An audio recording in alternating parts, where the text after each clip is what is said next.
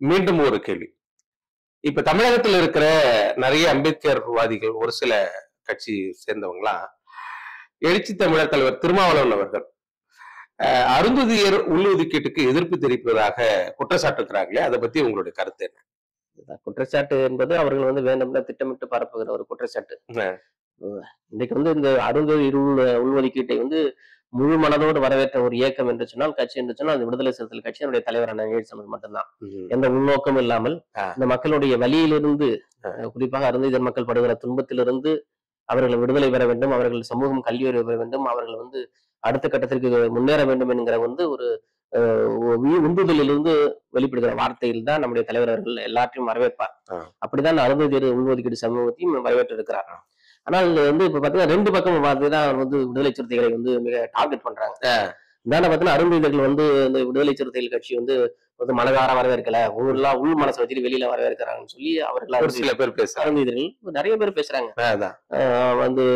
எதிர்ப்பு தெரிவிக்கிறாங்க. எப்படி கிரிமினலுக்கு நம்முடைய தலைவர் எதிர்ப்பு தெரிவிச்சு அறிக்கை விடுகிறாரோ, அவர் அறிக்கையிலே சொல்றாங்க. என்ன சொல்றாங்கன்னு சொன்னா, அருந்ததியர் உள்ஒதுக்கீடு நாங்கள் வரவேற்கிறோம், அந்த உள்ஒதுக்கீட்டுக்கு எந்த பாதிப்பும் வராது. ஆனால் கிரிமினலை அவர் அமல்படுத்த நினைக்கிறார்கள், அது சட்டப்படி தவறு, அதை நாம் எதிர்ப்பு தெரிவிக்க வேண்டும். மாநில அரசுக்கு அதிகாரம் கொடுத்தால் தமிழ்நாடு மாநில அரசு பிரச்சனை இல்லை, ஆனால் இந்தியாவில் இருக்கிற மீதி மாநில அரசுகள் எல்லாம் மதம் சார்ந்த அரசுகளாக, சாதி சார்ந்த அரசுகளாக, தாழ்த்தப்பட்ட மக்களின் வழி அறியாத அரசுகளாக, சமூக நீதி பின்பற்றக்கூடிய அரசுகளாக இல்லாமல் இருப்பதனால் அவர்கள் எதை எப்படி வேணாலும் பயன்படுத்திக் கொள்ளலாம், அவங்க அரசியல் லாபத்தை எப்படி எல்லாம் பயன்படுத்திக் கொள்ளலாம், அதனால் மாநில அரசுகளுக்கு கொடுக்க கூடாது என்கிற எண்ணோட்டத்தோடு நம்முடைய தலைவர் அவர்கள் பதிவு செய்கிறார். இதுல எந்த விதத்துல ஒரு தவறான ஒரு சொல்லாது சொல்லுங்க பாப்போம். அவங்க என்ன எதிர்பார்க்கிறாங்கன்னா, மாநில அரசுகளுக்கு கூடாதுன்னு சொல்றதுனால கிரிமினல் தான் தலைவர் எதிர்க்கிறார். அதுதான் புரிதல் இல்லாமல் எடுக்கிறது. ஆமா, ஆனா அறியாமையில இருந்து சொல்ற கூட அவர்கள் தெரிந்தும் சில விஷயம் டார்கெட் செய்யறாங்க. இந்த விஷயம் தெரியும், தெரியாமலாம் இல்ல. தலைவர் பேசுற ஒவ்வொரு அசையும் உன்னிப்பா கவனித்துக் கொண்டிருக்கிற தலைவர் தான் இப்படி அவதூறை பரப்புகிறார்கள். தெரியும் தலைவர் இந்த கான்செப்ட்ல தான் பேசுறாங்கிறது நல்லா தெரிஞ்சிருக்கு அவங்களுக்கு. தெரிஞ்சு அவர்கள் இப்படி பேசுறதுதான் பெரிய மனவலியை தருகிறது. அருந்ததியர் மக்களுக்காக ஆதரவாக இருக்கிற கட்சி விடுதலை சிறுத்தைகள் கட்சி. இன்றைக்கு நம்முடைய தலைவர் கட்சி தொடங்கின காலத்திலிருந்து அந்த சமூகத்தினுடைய ஒற்றுமைக்காக, அந்த சமூகத்தினுடைய மேம்பாட்டுக்காக, அந்த சமூகத்தை ஒட்டுமொத்த சமூகமும் அங்கீகரிக்க வேண்டும் என்பதற்காக போராடி கொண்டிருக்கிற தலைவர் நம்முடைய தலைவர் நிகழ்ச்சி தமிழர். ஒரு பேட்டியில கூட நான் பார்த்திருக்க தொடர், இந்த தமிழ்நாட்டில் உள்ஒதுக்கீடு அந்த நடைமுறைக்கு முன்னாடி கலைஞர் அவர்கள் தலைவர் அவர்களை கூப்பிட்டு பேசியதாகவும், அது சம்பந்தமா அது முழு ஒப்புதல் தலைவர் பேட்டியில் ஒரு நீண்ட பேட்டியவே கொடுத்திருக்காங்க தலைவர். அப்ப நடந்த என்ன விவாதம் நடந்தது, தலைவர் கலைஞர் அவர்களுக்கும் தலைவருக்குமான விவாதம் எப்படி நடந்தது, அது யாராலும் என்னென்ன பேசினது தலைவர் விவாதத்தினுடைய பேட்டியில கொடுத்திருக்கிறார். அது ஏன் சொல்றேன்னு சொன்னா, அப்ப மற்ற அமைப்புகள் எல்லாம் தலைவர் இன்னமும் குறை சொல்றாங்க. இன்னைக்கு என்ன சொல்றாங்கன்னா, இப்ப அருந்ததியர் மக்களுக்கு விடுதலை சிறுத்தைகள் ஆதரவு தெரிவிப்பதால இன்னைக்கு விடுதலை சிறுத்தைகள் தவிர்த்து ஒட்டுமொத்த இயக்கங்களும் இன்னைக்கு தனியா ஆர்ப்பாட்டம், போராட்டம், ஒதுக்கீடு கொடுக்கூடாதுன்னு கண்ணோட்டத்துல பண்ணிட்டு இருக்கிறாங்க. அது அது சமூகத்துல எந்த மாற்றத்தை ஏற்படுத்த போவதில்லை. அதுவும் குறிப்பாக தலித் மக்கள் நம்ம எல்லாத்தையும் அறிஞ்சவர்கள் தான். குறைந்தபட்சம் இன்னைக்கு ஒட்டுமொத்த மக்களையும் அரசியல்படுத்தி வைத்திருக்கார் நம்முடைய தலைவரான நிகழ்ச்சி அவர்கள். புரட்சியாளர் அம்பேத்கர் என்ன சொல்றாரோ அதை தான் இன்னைக்கு நம்முடைய தலைவர் சொல்லுகிறார். நம்முடைய தலைவர் சொல்றதை நம்ம இன்னைக்கு பேசிக்கிட்டு இருக்கோம். அதனுடைய தொடர்ச்சி தான் அது. நம்ம எதையுமே அளவுக்கு மீறியோ இல்ல சட்டத்தை மீறியோ எதையும் நம்ம பேச போறதில்ல. புரட்சியாளர் அம்பேத்கர் இந்த வழியை பின்பற்றணும்னு நமக்கு ஒரு வழிகாட்டுதல் கொடுத்திருக்காங்க. அவரை விட யாரு பெரிய அறிவாளி யாரு? ஒட்டுமொத்த இந்தியாவிலே இருக்கிற ஒரு ஜனநாயக தன்மையான ஒரு சமூகத்தை ஏற்படுத்தி, ஒரு சட்டத்தை ஏற்படுத்தி வந்தது நம்முடைய தலைவர் புரட்சியாளர் அம்பேத்கர் அவர்கள். அப்ப அந்த வழி தோண்டிதான் இன்னைக்கு நம்முடைய கட்சி இயங்குது. அந்த அவரு சொல்றத நம்முடைய தலைவர் சொல்றாரு, அவரு நாம சொல்றது நாம சொல்றோம். இப்படிதான் நம்முடைய அரசியல் நகர்ந்து கொண்டிருக்கிறது.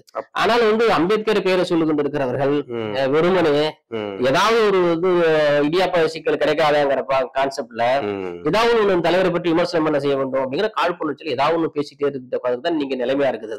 அது அந்த நிலை, அது தவறு. அது நம்ம இன்னொரு கொடுக்கூடாதுன்னு சொல்ற தவறு. அப்படி இப்படி சொல்ல முடியும். நம்ம அவர்களும் நம்மளை போல ஒரு சமூகத்தை சேர்ந்தவர்கள். அவர்கள் இன்னைக்கு மிகப்பெரிய அளவிலான ஒடுக்குமுறைக்கு ஆளாகி இருக்கிறார்கள். அவர்களுடைய வாழ்நிலையிலிருந்து பாத்தீங்கன்னு சொன்னா மிக கொடூரமான வாழ்க்கை வாழ்ந்து கொண்டிருக்கிறார்கள். அதெல்லாம் முன்னேற்றம்ல. அதனுடைய ஒரு அரசு ஒரு முன்னெடுப்பு நடக்கிறப்ப, ஒரு இடஒதுக்கீடுங்கிற ஒரு கான்செப்ட் கொடுக்கப்ப நாம அதை கொண்டு போகணும். அது அடுத்த காலத்து அவங்களை ஊக்குவிக்கணுமே தவிர அதை நம்ம தடை செய்யக்கூடாது. அப்படிதான் நம்முடைய தலைவர் அவர்கள் இதை நம்ம வரவேற்கிறோம். அதை நம்ம எந்த மேடலும் இல்லாம உள் மனசிலிருந்து ஆதரவு தெரிவிக்கிறோம் நம்ம. ஆனா அருந்ததியர் தலைவர்களே சில பேர் என்ன சொல்றாங்க, அவரு மேம்போக்கா சொல்றாரு, உள் மனசுல இல்ல அவருக்கு அப்படிங்கிற ஒரு காழ்ப்புணர்ச்சி திறந்துதான் காட்டணும். அதுதான் திறந்துதான் காட்டணும். அந்த பேசினாட்ட நாம உள்ளபடியே தலைவர் அவர்கள் உள்ளுதவிக்கீடை வரவேற்கிறார். ஆனால் கிரிமிலேயருங்கிறது அவர்களுக்கும் சேர்த்து நாளைக்கு ஆபத்துங்கிறது எல்லாத்துக்கும் சேர்த்துதான் ஆபத்து. அது கிரிமிலேயர் என்பது வந்து குறிப்பாக தாழ்த்தப்பட்ட மக்களுக்கு கூடாது, அவ்வளவுதான். ஆமா, ஒட்டுமொத்தமா. ஏன்னா ஒவ்வொரு சமூக இடஒதுக்கீடு கொடுத்தது என்பது வேறு. நமக்கான இடஒதுக்கீடு என்பது வந்து அரசியல் இந்திய அரசியலமைப்பு சாசனத்துல எழுதியிருக்கிற ஒண்ணு, அட்டவணையில் இருக்கிறது ஒண்ணு. யாரா இருக்கலாம் எம்பிசி பிசிகள் அதுக்கப்புறம் தான் வந்து இடஒதுக்கீடு எல்லாம் கொடுக்க ஆரம்பிச்சாங்க. ஆனால் வந்து நமக்கு வந்து உரிமைக்காக கொடுத்தது. நம்ம வந்து சமூகத்துல வந்து பின்தங்கி இருக்கிறோம், சமூகத்துல வந்து புறந்தள்ளப்பட்டிருக்கிறோம். அந்த சமூகம் வந்து இந்த சமூகத்தை மனிதனாக கூட மதிக்க தயாராகல. அதனால இந்த இவர்களை மனிதராக்க வேண்டும், இவர்களை வந்து ஒரு மாண்புமிக்கவர்களாக மாற்ற வேண்டும், மனிதநேயமிக்கவர்களாக மாற்ற வேண்டும் என்கிற கண்ணோட்டத்தில் நமக்கு இடஒதுக்கீடு தரும். இதுக்கு கிரிமினல் எப்படி கண்ட முடியும்? இது வந்து நான் வந்து இடஒதுக்கீடு வெறுமனே கோட்டாக்காக நான் வந்து இப்ப என்ன நான் வந்து சாதியின்பால் வந்து இழிவுபடுத்தப்பட்டு அந்த இழிவு துடைப்பதற்காக எனக்கு கொடுக்கப்பட்ட வந்து இடஒதுக்கீடு. அதுக்கு கிரிமினல் ஏற்றுக்கொள்ள முடியாது. அது மூலம் பாத்தீங்கன்னா 8 லட்சம்ங்கிறது நீங்க ஐஏஎஸ் ஆபீசர் வந்து 1 லட்சம் ரூபாய் சம்பளம் வாங்குறாங்கன்னா கீழே இருக்கிற சாதாரண மக்களா இருக்கிற வந்து கூலி வேலை செய்யறவங்க 8,000 10,000 சம்பளம் வாங்குறான். அவனும் கிரிமினல் வரான். அப்ப அவனுடைய குழந்தைகள் இப்படி அடுத்த கட்ட தலைமை வேலைக்கு போகாத சூழலா இருக்குது இன்னைக்கு. இப்ப இதையெல்லாம் வந்து ஒரு சமூக மேம்பாட்டுக்கான வந்து ஒரு இது இல்ல. கிரிமினல் என்பது ஒரு சீரழிவுக்கான வந்து ஏற்றுக்கொள்ள முடியாது, சமூகத்தின் வளர்ச்சிக்காக பயன்படாதது. மக்கள் எதிரொலி நேயர்களுக்கு நன்றி. வணக்கம்.